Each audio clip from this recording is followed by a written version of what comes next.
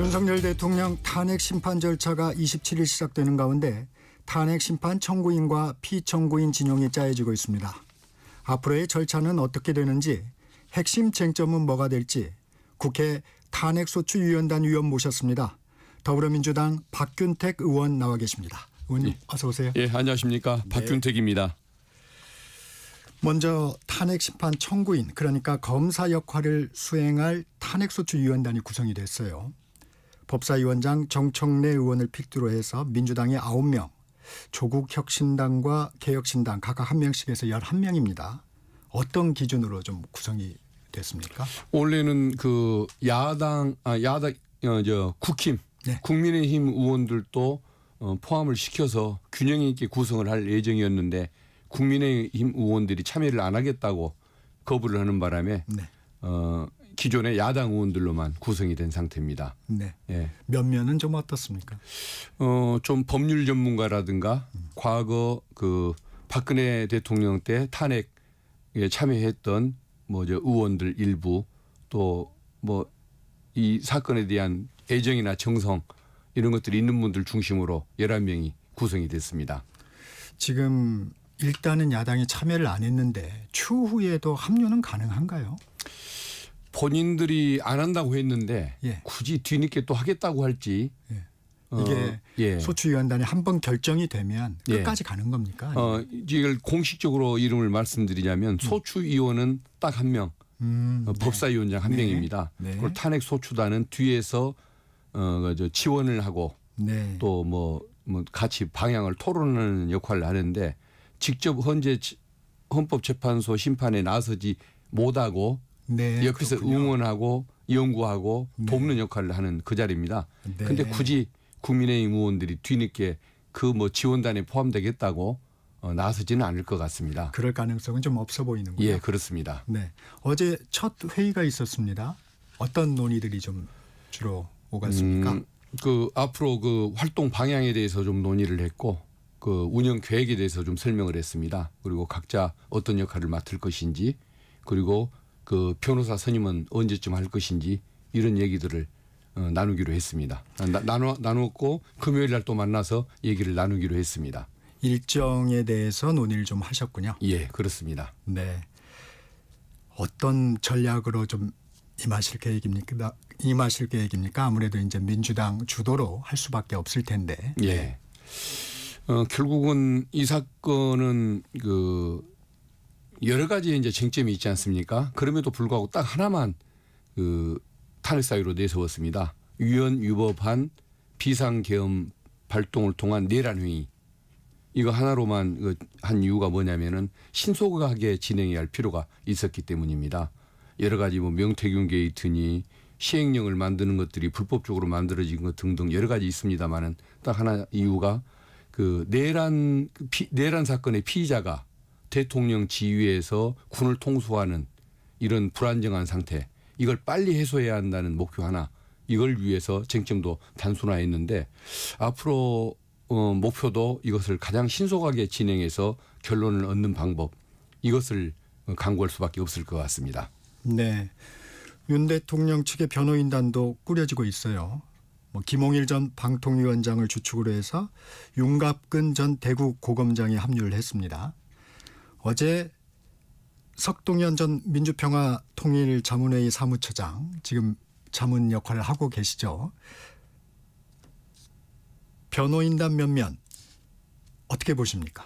예, 아마도 이 사건에 나서려는 변호사들이 많지가 않을 겁니다. 네. 개인적인 인기도 그렇고 결론도 당연히 패소가 예상이 되는 그런 사안으로 보여지기 때문에 잘 안 나서려고 할 텐데, 그러다 보니까 개인적으로 인연이 있는 검찰 출신 그 고참 변호사들 중심으로 선임이 될 수밖에 없는 것 같습니다. 좀 인연이 있으신 분들이 좀 계십니까? 예, 과거에 근무하는 과정에서 자주 보고 만나고 또는 직접 같이 근무를 않더라도 평판에 대해서는 알고 있는 그런 분들입니다. 네. 네.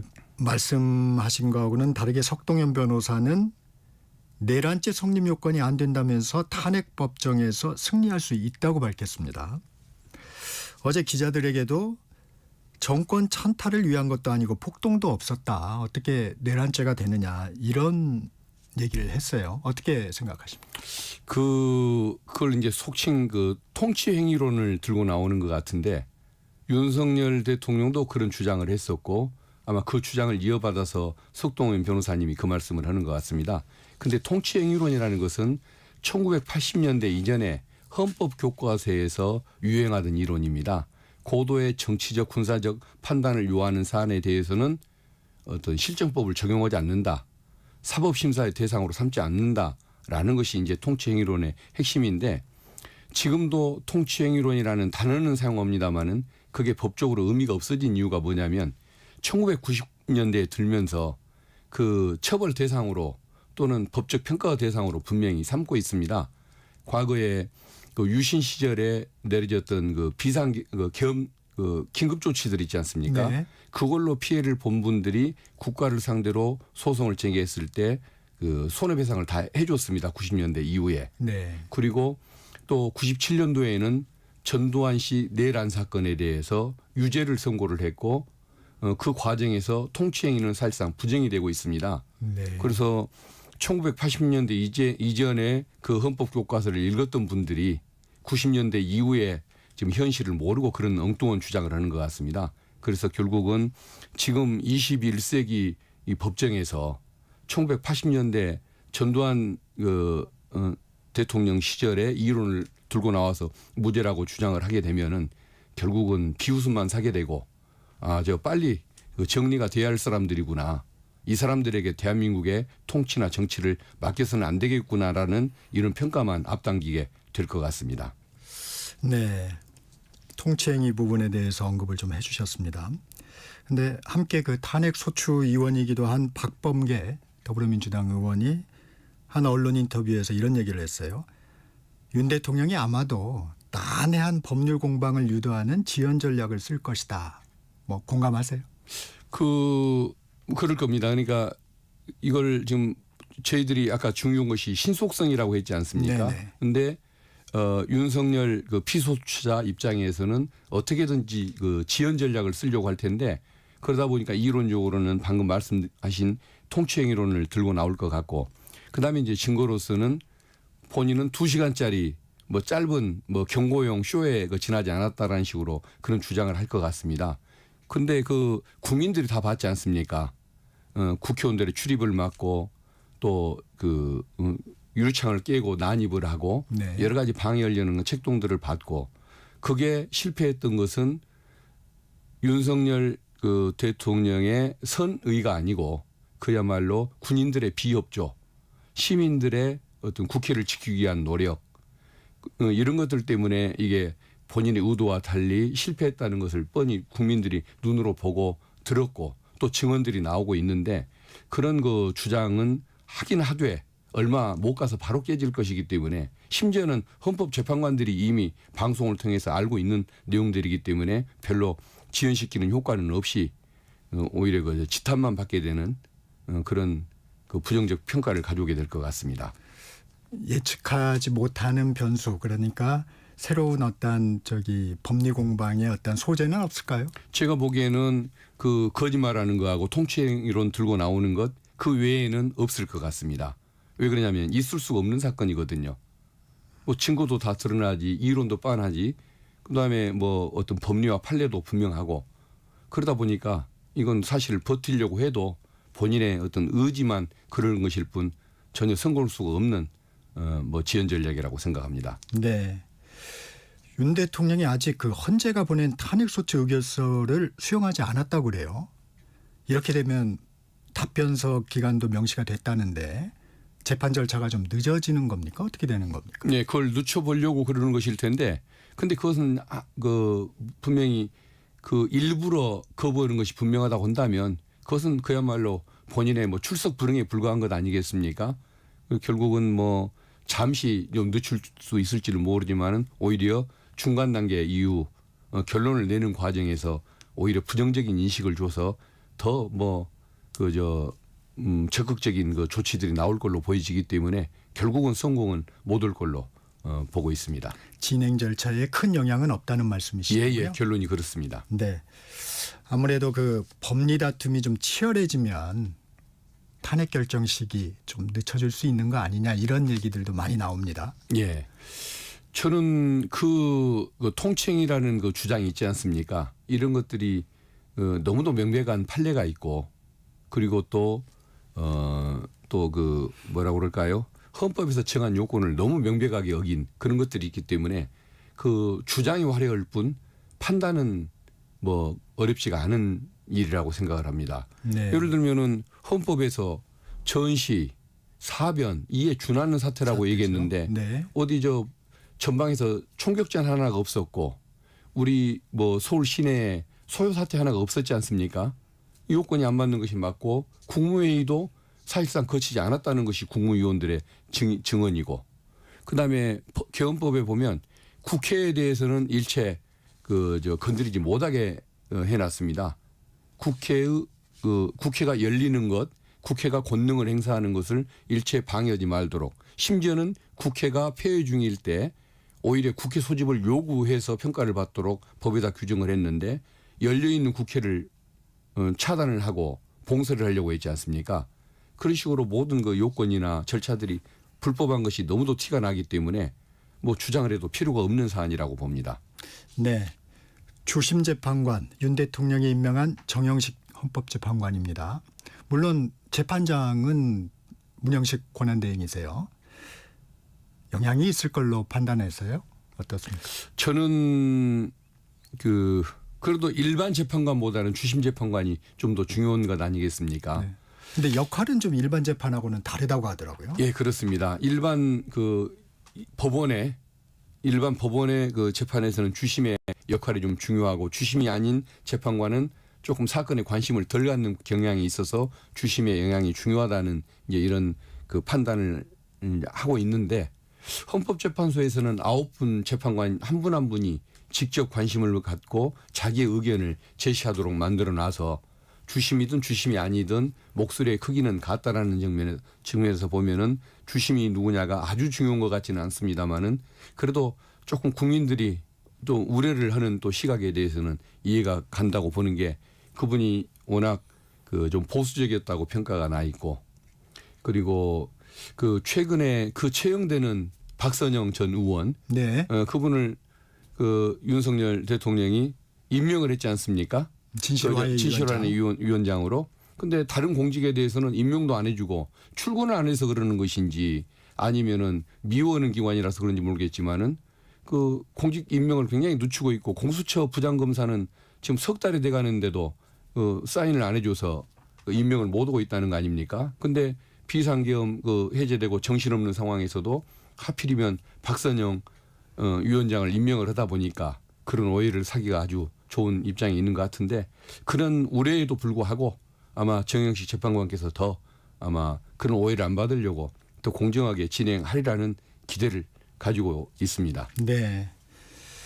윤 대통령 측은 수사와 헌법재판 절차를 동시에 할 수 없어서 조정이 좀 필요하다. 뭐 이런 입장도 밝혔어요. 교통정리 좀 필요하다고 보세요? 어떻습니까? 저게 형사 절차를 먼저 진행을 하고 네. 형사 재판이 끝날 때까지 탄핵 심판 절차를 중지를 해달라.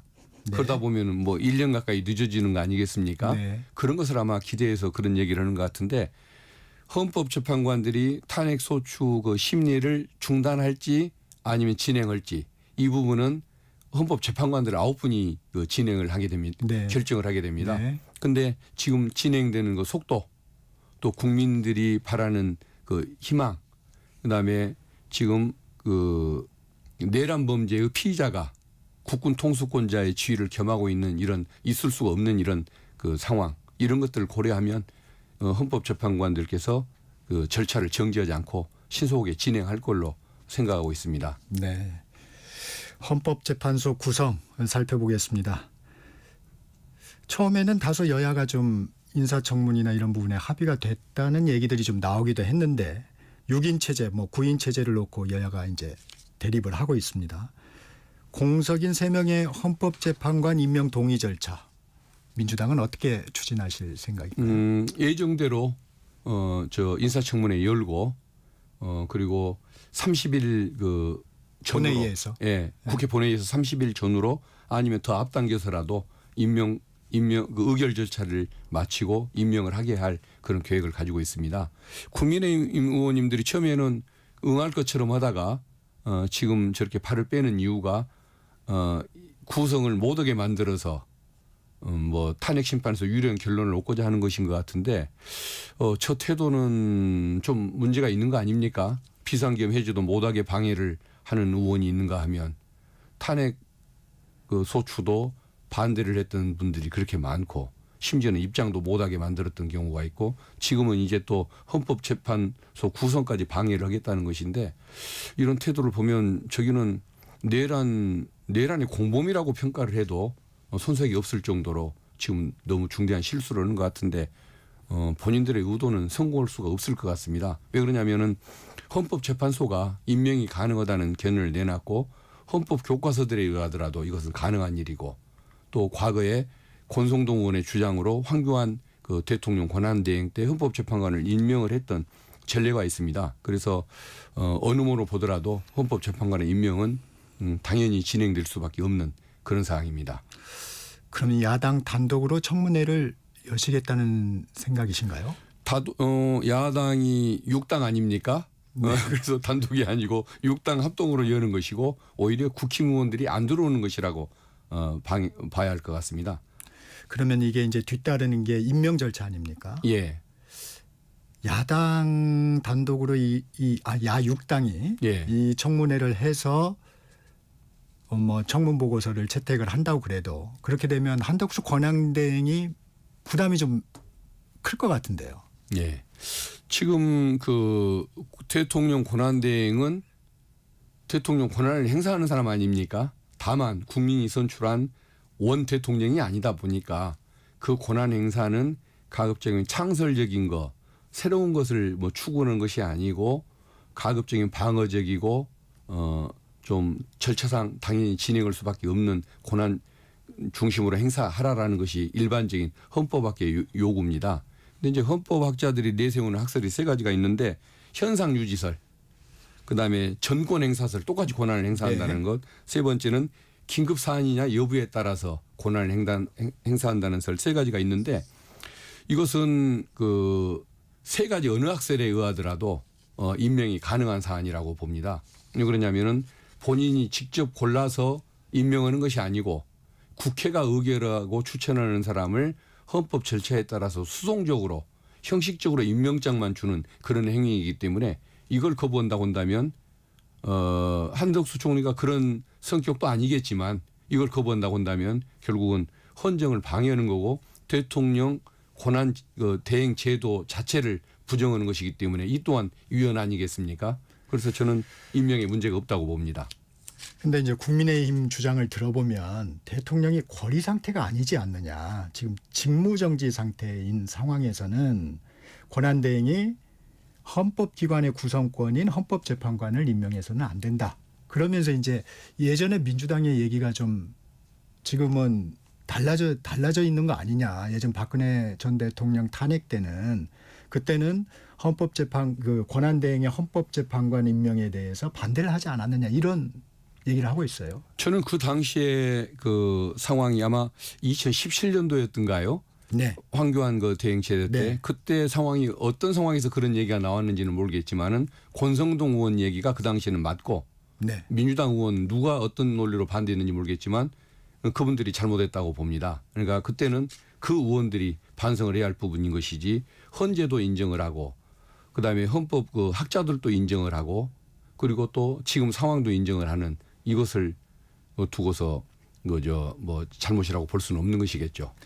입장이 바뀌었는지는 모르겠지만 부메랑인지도 모르겠습니다. 예. 이번에 탄핵 소추 위원이기도 한 그 박범계 의원이 예. 당시에 그 권한대행 황교안 권한대행의 헌법재판관 임명권을 둘러싸고 권한대행은 헌법기관 구성권의 일환인 헌법재판관 임명을 불가능하다고 그때 이제 얘기를 하셨거든요. 예. 그래서 이제 그 부분을 좀 인용을 하시는 것 같은데 국민의힘에서는.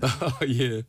예. 아마 그때는 근데 더구나 8명이었었을 겁니다. 헌법재판관이. 진행에 사실상 아무런 문제가 없었고 또 박근혜 대통령에 대한 탄핵 결정까지도 뭐 내릴 정도로 아무런 문제가 없었기 때문에 아마 긴급하고 시급한 상황이 아니었던 그런 것까지 감안해서 아마 그런 말씀을 하지 않았을까 싶은데 어쨌든 저는 뭐 그게 옳은 견해는 아니라고 봅니다. 네, 조금 결이 다른 질문을 좀 드리겠습니다. 윤석열 대통령, 한동훈 전 대표 모두 검찰 출신입니다. 의원님도 검찰 출신이시고요. 지금의 상황 좀 지켜보시면 소회가 좀 어떻습니까?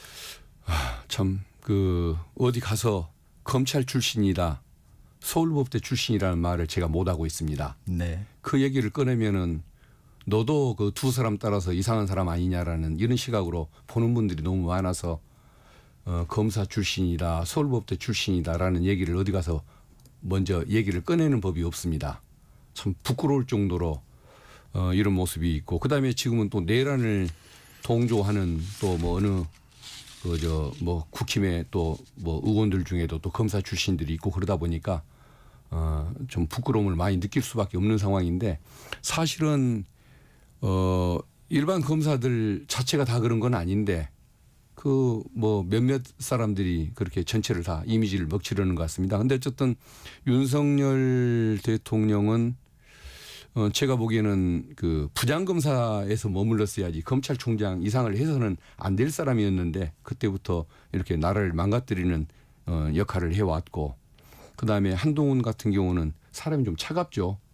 그래서 굉장히 뭐 신의가 없고 좀 이런 모습들이 있는데 그런 것들이 증폭돼서 이번에 나타나는 결과가 이것이 아니었던가 싶습니다. 그래서 한 사람은 너무 교만한 나머지 내란 범죄를 일으켰고 또 한동훈 대표는 신의가 없이 열흘 사이에 자기에게 유리할 때 또 불리할 때에 따라서 뭐 탄핵을 반대했다 찬성했다가 이렇게 오가면서 지탄받는 이런 모습을 가져왔는데 참 아무튼 같은 그 직역 출신이라는 것에 대해서 부끄러움을 느끼고 있습니다.